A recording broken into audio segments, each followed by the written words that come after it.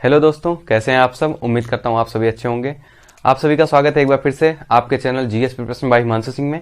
जैसा कि आपको पता है कि कल हमारी लेक्चर एक था लिंक का जो कंप्लीट हो चुका है। अगर आपने उस वीडियो को नहीं देखा तो एक बार फिर से जाके देखिए। आज हम बात करने वाले हैं लिंक के दूसरे लेक्चर पे, जिसमें हम बात करेंगे कि जो पुल्लिंग शब्द होते हैं वो होते कौन से हैं, मतलब कौन कौन से किस किस शब्दों को हम पुल्लिंग शब्द कहते हैं। तो आइए हम देखते हैं कौन कौन से शब्द पुल्लिंग होते हैं। तो पुल्लिंग शब्दों की हम बात करें तो पहला इसका नियम ये होता है कि शरीर के जितने अवयव होते हैं, शरीर के जितने अवयव होते हैं उनके नाम पुल्लिंग में होते हैं। जैसे कि हम बात करें कि जैसे ये हमारा मस्तक हो गया, मस्तक, कंठ हो गया, तालु हो गया, मूर्धा हो गया, ये सब हमारे जो है पुल्लिंग शब्द होते हैं।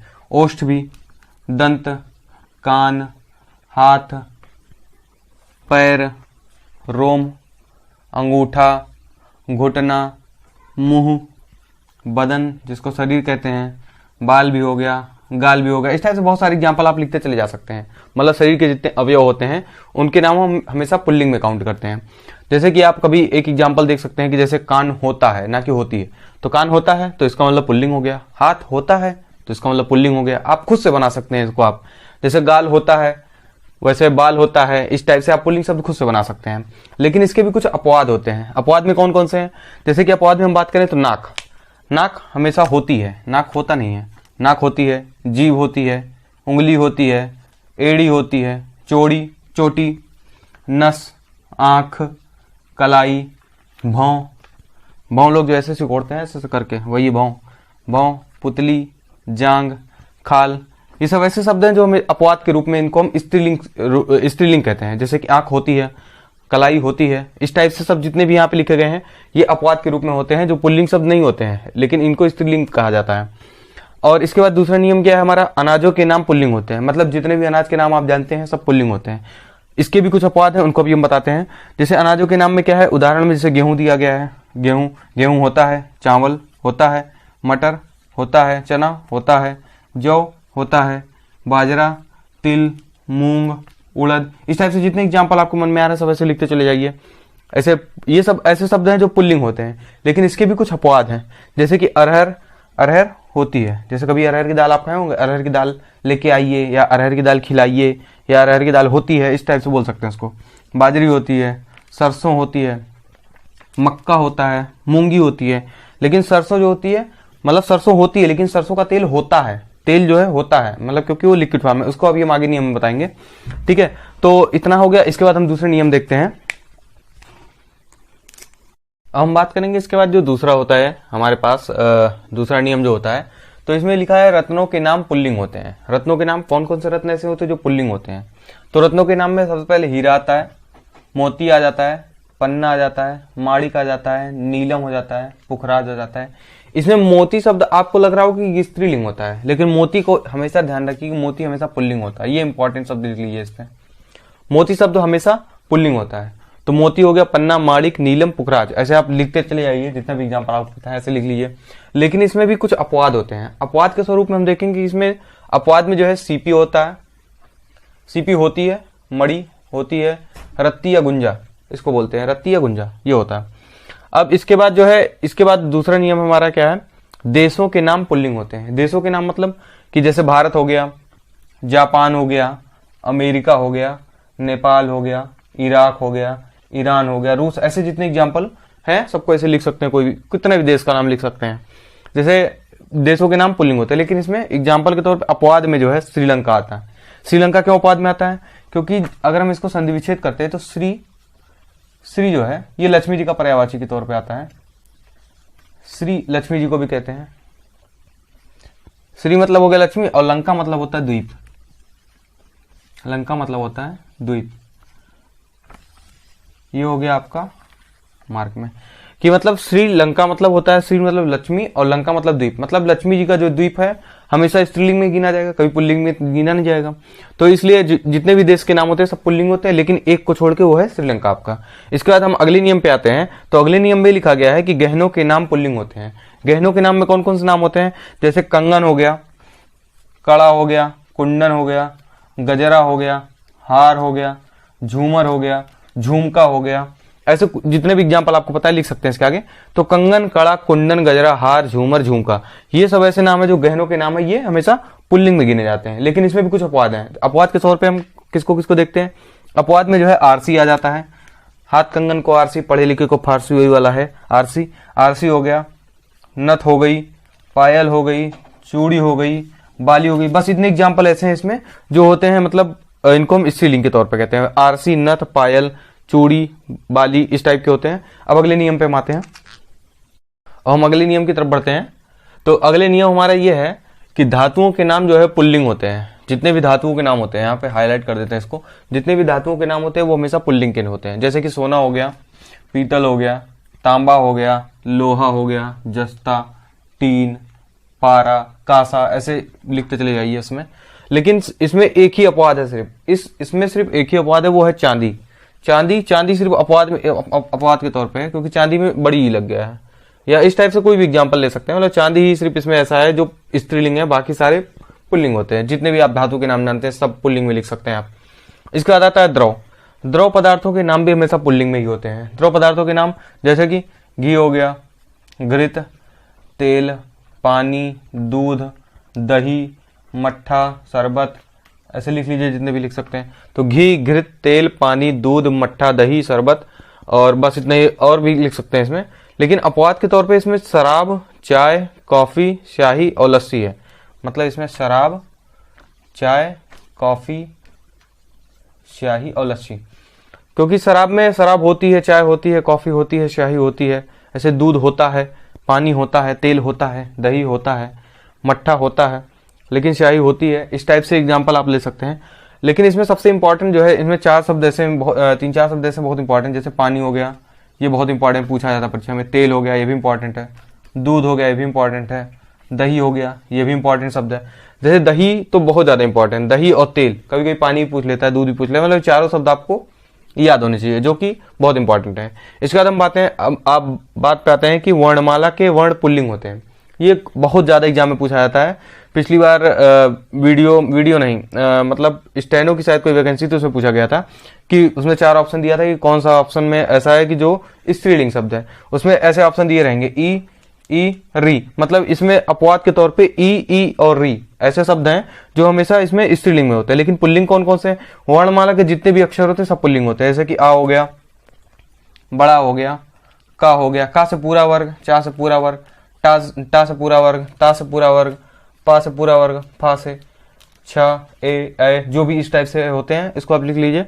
तो मतलब ये इतने होते हैं जो पुल्लिंग होते हैं। लेकिन सिर्फ अपवाद के तौर पे 3 को आप याद रखिए एकदम से, ई और री, बहुत ज्यादा एग्जाम में पूछा जाता है। ये तीनों बहुत ज्यादा इंपॉर्टेंट है, ठीक है। इसके बाद हम अगले नियम पे आते हैं। देखते हैं हमारा अगला नियम क्या कहता है। तो अगला नियम हमारा ये कह रहा है कि पर्वतों के नाम जितने होते हैं सब पुल्लिंग होते हैं। मतलब जितने भी पर्वत के नाम आप जानते हैं, सब पुल्लिंग होते हैं।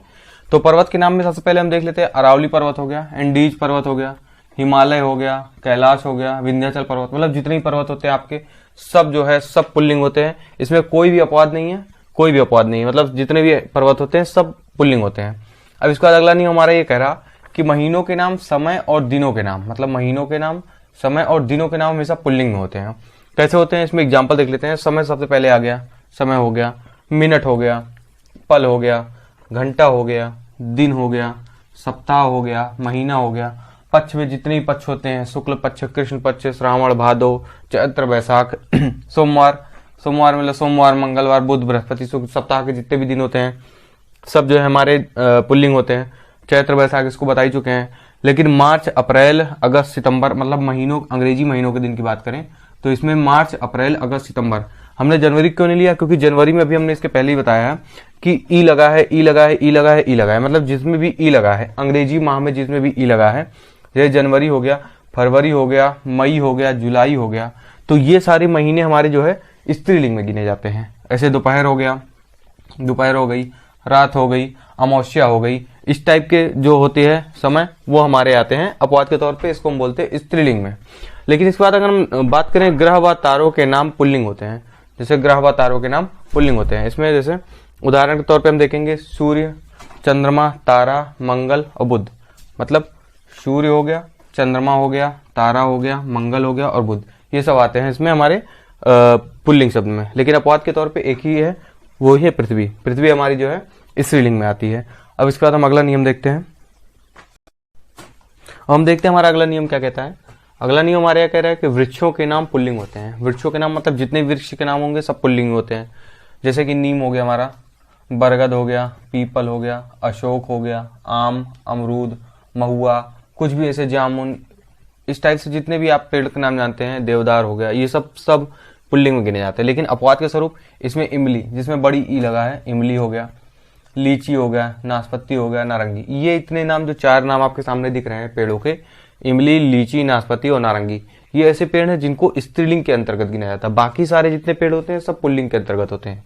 इसके बाद हमारे अगले नियम पे आते हैं। अगला नियम हमारे कह रहा कि भौगोलिक क्षेत्रों के नाम पुल्लिंग होते हैं, मतलब भौगोलिक क्षेत्र जितने भी होते हैं सब पुल्लिंग होते हैं। इसमें देख लेते कौन कौन आते हैं। इसमें हमारे देश आता है, नगर आता है, रेगिस्तान, पर्वत, समुद्र। समुद्र को कुछ लोग गलत लिखते हैं, समुद्र जैसे यहाँ पे लिखा समुद्र, कुछ लोग ऐसे लिखते हैं समुद्र लिखते हैं, समुद्र, ये गलत है, ये एकदम गलत है। वर्तनी की दृष्टि से ये सही है, ये गलत है। इसको अगर जैसे आप टिक करेंगे तो गलत हो जाएगा, तो इसको भी याद रखिए। समुद्र ऐसे होता है, सरोवर हो गया, प्रांत हो गया, ऐसे जितने भी आप याद कर सकते हैं, प्रांत हो गया, ऐसे एग्जाम्पल हैं।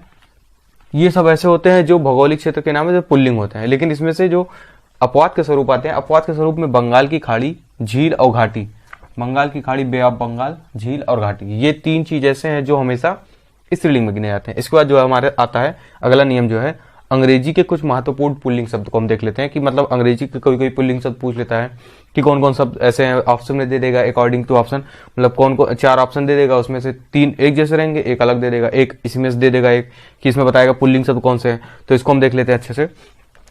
तो रेडियो होता है, स्टेशन होता है, बटन होता है, पेन होता है, स्कूल हो गया, कॉलेज हो गया, टेलीविजन हो गया, स्टूडेंट हो गया, टेलीफोन हो गया, बूट हो गया, पासपोर्ट हो गया, चॉकलेट हो गया, हॉस्पिटल हो गया। मतलब ये सारे हमारे पास जितने भी शब्द अंग्रेजी के दिख रहे हैं, अंग्रेजी के जितने भी शब्द यहाँ पे दिख रहे हैं, सब जो है सब यहाँ पे पुल्लिंग शब्द हैं। इसके बाद हम बात करेंगे अगला जो हमारा रहेगा कि स्त्रीलिंग शब्द जो होते हैं, स्त्रीलिंग शब्द के नियम होते हैं, जो स्त्रीलिंग होते हैं उसको हम देखेंगे कि कैसे होते हैं। अब हम अगले नियम पे आते हैं। जो हमारा नियम है वो है स्त्रीलिंग शब्द के लिए। हम इसके पहले भी हम बात कर रहे थे पुल्लिंग शब्द के लिए, अब हम बात करेंगे स्त्रीलिंग शब्द के लिए। तो स्त्रीलिंग शब्द में हम बात करेंगे, नदियों के नाम हमेशा स्त्रीलिंग होते हैं, मतलब जितने भी नदियों के नाम होते हैं वो स्त्रीलिंग होते हैं, सिवाय 2 के छोड़ के। तो अभी पहले हम इसको देख लेते हैं। जैसे गंगा नदी हो गई, यमुना नदी हो गई, सरस्वती नदी हो गई, कर्मनाशा हो गई, घाघरा, इस टाइप के जितनी भी नदियां होती हैं सब स्त्रीलिंग में होती है। लेकिन 2 नदियों को छोड़कर, जिसमें होता है सिंधु एक नदी है, एक है ब्रह्मपुत्र। सिंधु नदी और ब्रह्मपुत्र नदी एक ऐसी नदी है जो अपवाद में रखा गया, ये हमेशा पुल्लिंग में होती है। और लिपियों का अगला नियम हमारा ये कहता है कि लिपियों के नाम स्त्रीलिंग होते हैं, मतलब जितने भी लिपि के नाम होते हैं वो स्त्रीलिंग में होते हैं। जैसे हमारी लिपियां कौन कौन सी होती हैं, देवनागरी हो गई लिपि, रोमन लिपि हो गई, गुरुमुखी हो गई, अरबी हो गई, फारसी हो गई, मतलब इस टाइप की जितनी भी लिपियां होती हैं, जितनी भी लिपियों के नाम आप जानते हैं सब फारसी होती है। शायद इसके पहले हमने एक शब्द गलत लिख दिया है, इसको आप सही कर लीजिएगा अपने कॉपी में। जो कॉलेज लिखा है हमने ऐसे लिखा है, लेकिन उस कॉलेज को आप ऐसे लिख लीजिए। इसके ऊपर जो अंग्रेजी का अ शब्द होता है, अ अंग्रेजी शब्द से आया है, इसको आगत स्वर भी कहते हैं। ये जो होता है ये अंग्रेजी का शब्द है जो हिंदी में आगत स्वर के रूप में इसको गिनाया जाता है। तो कॉलेज के ऊपर ये अ लगा दीजिएगा, मतलब इसके ऊपर जिसमें चंद्र बिंदु नहीं होती वो वाला लगा दीजिएगा, सही हो जाएगा शब्द आपका। तो इसके बाद हम बात कर रहे थे अगले नियम पे। जो भाषा और बोलियों के नाम होते हैं वो स्त्रीलिंग होते हैं, मतलब भाषा और बोलियों के जितने भी नाम होते हैं सब स्त्रीलिंग में होते हैं। इसके लिए कोई भी अपवाद नहीं है, इसमें सिर्फ एक अपवाद में है, बाकी इन दोनों में कोई भी अपवाद नहीं है। तो इसको हम देख लेते हैं। मैथिली जो भाषा होती है हमारी और जो बोलियां होती है, इसमें बहुत सारी बोली, जैसे भोजपुरी हो गई, ये बोली हो गई, लेकिन जैसे मैथिली हो गई, संताली, ये सब जो है भाषा हो गई। तो मतलब भाषा और बोलियों के जो होते हैं नाम वो स्त्रीलिंग में होते हैं। मैथिली, संथाली, भोजपुरी, मगही, सिंधी, नेपाली, मालवी, ऐसी जितनी भी भाषा होती है, 22 भाषा होती है हमारे संविधान में, एक अंग्रेजी को लेकर। इसमें जो है भाषा और बोलियों का नाम हमेशा स्त्रीलिंग में गिने जाते हैं। इसके पहले एक नियम हमारा छूट गया था, उसमें पुल्लिंग शब्द में एक नियम हमारा छूट गया था। ये नियम ये है कि जा प्रत्यांश शब्द, मतलब जा जिसके अंत में लगा हो, मतलब प्रत्यय के रूप में लगा हो जिस शब्द के, वो शब्द पुल्लिंग के रूप में होते हैं। जैसे कि सरोज हो गया, इसमें देखिए जा लगा हुआ है पीछे। जलज हो गया, इसमें भी जा लगा हुआ है। अंडज हो गया, इसमें भी जा है। अग्रज, स्वेदज, पंकज, पिंडज, मतलब इस पे जितने भी जा लगा है इसमें, ये सब जो है हमारे शब्द पुल्लिंग में आते हैं। इतने शब्द हमारे पुल्लिंग के अंतर्गत आते हैं। मतलब इसके आगे आप और भी लिख सकते हैं, ऐसे ऐसे जितने भी आते हैं, मतलब ज्या प्रत्यांश शब्द जो है पुल्लिंग होते हैं। तो नमस्कार साथियों, आज के लिए इतना ही काफ़ी है। तो अगर आपको हमारे वीडियो अच्छा लगा हो तो इसको कमेंट में करके बताइए, जैसा भी आपको लगता है। तो आज के लिए इतना भी काफ़ी है। जय हिंद साथियों, नमस्कार।